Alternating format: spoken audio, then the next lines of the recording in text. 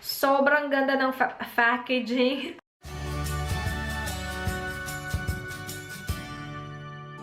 Hi guys! Rhazel here! Welcome back to my channel. Today, meron na naman akong haul para sa inyo guys. And makeup haul to. Hindi ko pa alam kung kailan to ma-upload. Pero isa to sa mga pre-filmed na videos ko. So, I'm pretty sure kapag nakita niyo to, nasa Pilipinas na ako. But yung setup ko nandito pa rin. But that's okay. Anyway, tatawagin ko itong like Etude House haul. Pero merong mga extra dito na hindi Etude House. Tinawag talagang extra. Pero yeah, may mga products dito na hindi from Etude House.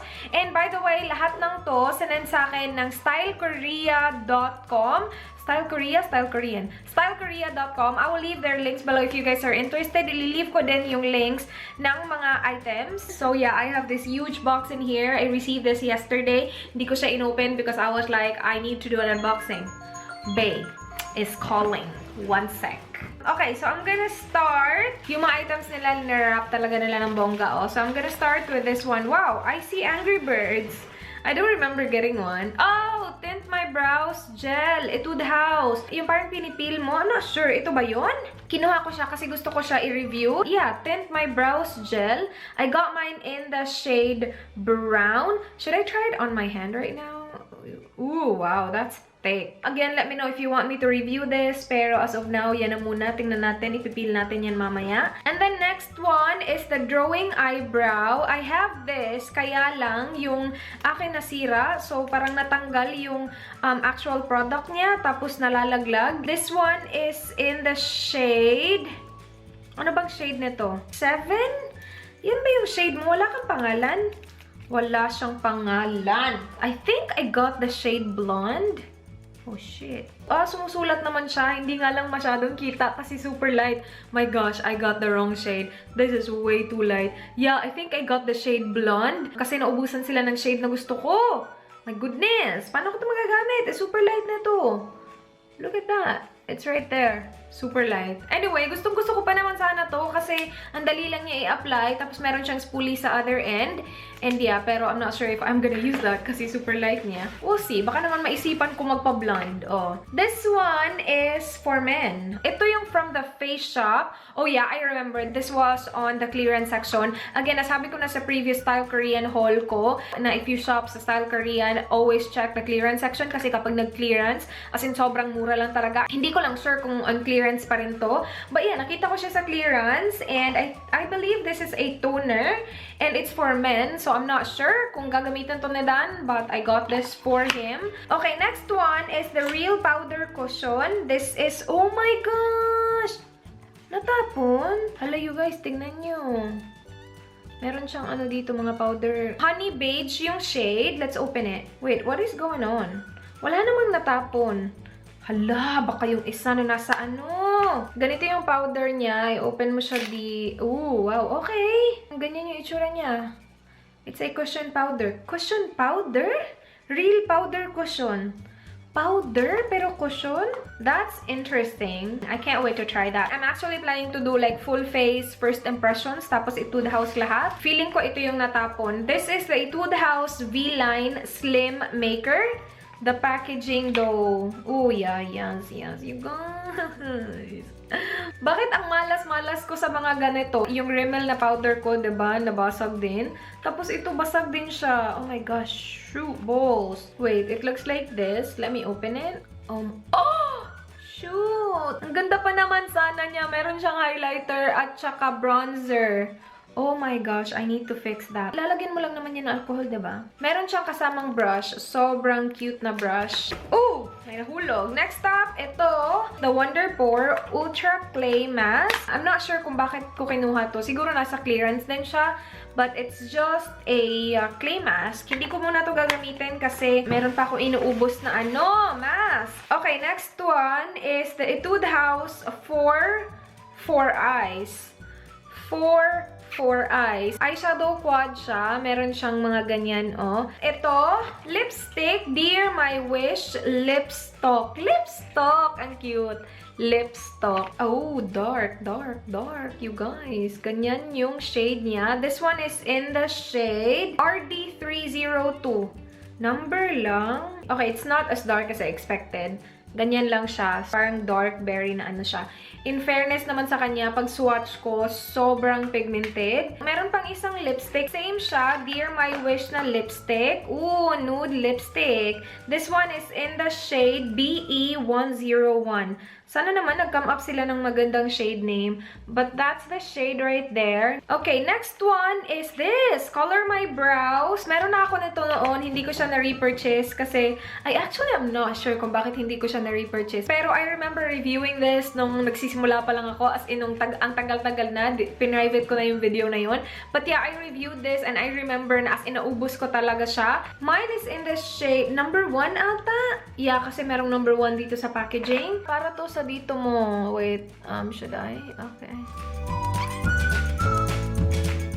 Diba? Bongga. Nasa-set naman na talaga yung brows and yeah, like na like ko siya. I think perfect yung shade na nakuha ko. This one, this is the Dear Darling tint and it's a lip tint.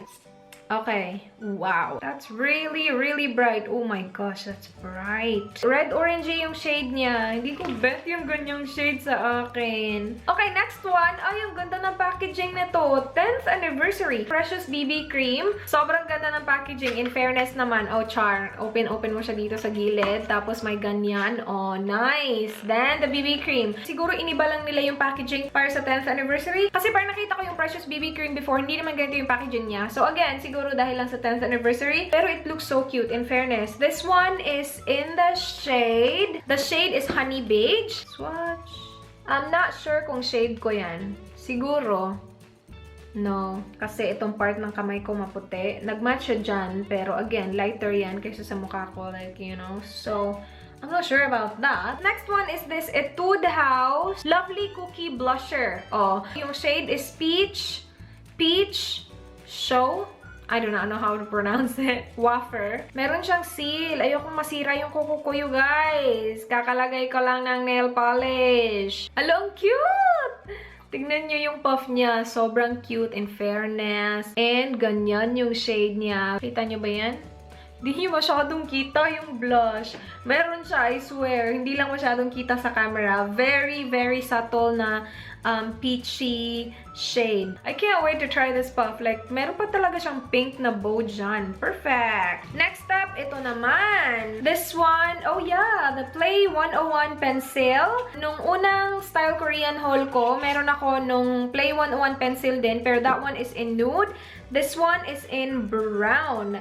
Shade number 50. And this one, you guys, really pigmented as yes, sir! Look at that!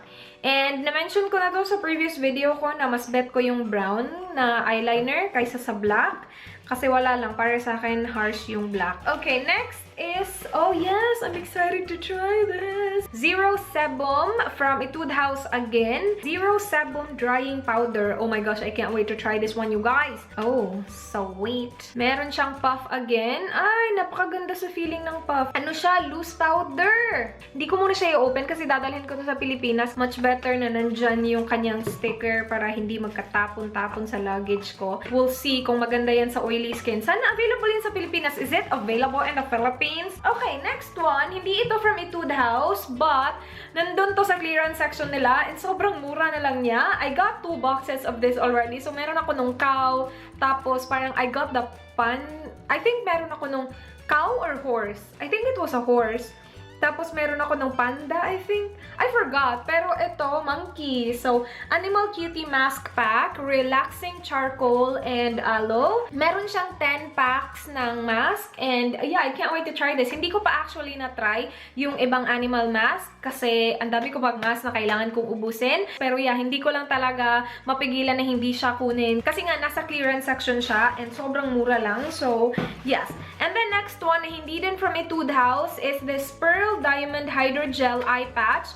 Ito, I remember na nasa clearance section din. Hindi ko naman kailangan talaga ng eyepatch kasi meron pa akong isang eyepatch na nakuha ko from Style Korean din, na kinuha ko din because it was on the clearance section. It happened again this time kasi nandun din siya sa clearance section. Hindi ko pa rin alam kung ano talaga itsura niya sa loob kasi yung isa ko hindi ko pa din na-open kasi nga meron pa akong mga eye mask na hindi ko pa naubos. But yeah, it was on clearance, you guys, and it's a skincare. You will always need skincare, so I decided to pick it up. And then, merong mga samples. So, kapag nag-order ka sa Style Korean, meron talaga silang shampoo. Meron talaga silang sample lagi. Ito din yung same sample before. Nature Republic Shea Butter Steam Cream. Ooh, hair cleansing treatment. Treatment plus shampoo.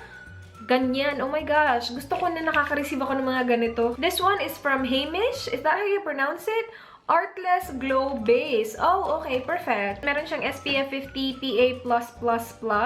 Bongga. And then ito, meron na din ako nito kasi same sample siya nung last order ko. This is from Nature Republic, yung tinted CC cream nila. And that's everything from stylekorean.com. Again, links will be below. Please like this video if you enjoyed watching or if you like watching hauls like me. Gusto ko manood ng mga hauls. Please subscribe if you haven't already. I hope to see you guys on my next one. Do not forget, be good. Bye! I will go ahead and peel it off. And tignan natin kung ano. Ooh, wow, wow, wow, wow, wow. That looks like perfect match siya sa brows ko. You guys! That actually worked! Wow! Okay. Wow, wow, wow. I'm excited.